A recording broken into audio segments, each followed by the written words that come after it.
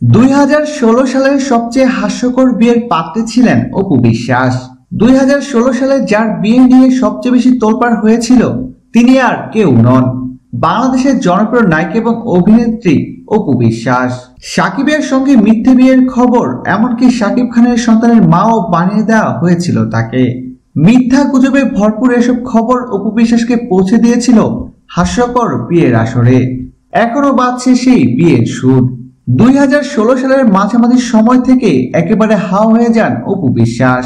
প্রযোজক, পরিচালক, সহকর্মী কার কাছে মেলেনি তার কোনো খোঁজ। হঠাৎ জানা যায় তিনি শিলিগুড়িতে তার এক আত্মীয়ের বাসায় অবস্থান করছেন। তার এমন আত্মগোপন এবং শাকিব খানের নীরবতার জন্ম দেয় হাজারো প্রশ্নের। এরপর খবর রটে অপু বিশ্বাস নাকি ভারতের হাসপাতালে সন্তানের জন্ম দিয়েছেন। এই খবর যেন বাতাসের অনেক আগে সকলের কানে পৌঁছে যায়। এতেই থেমে থাকেনি অপু বিশ্বাসের বিয়ের খবর।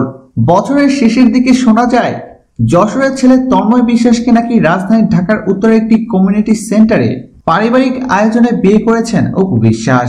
পরে অবশ্য সেই খবর মিথ্যে বলে প্রমাণিত হয়। সব মিলিয়ে অপু বিশ্বাসের বিয়ে ছিল 2016 সালের সবচেয়ে হট টপিক।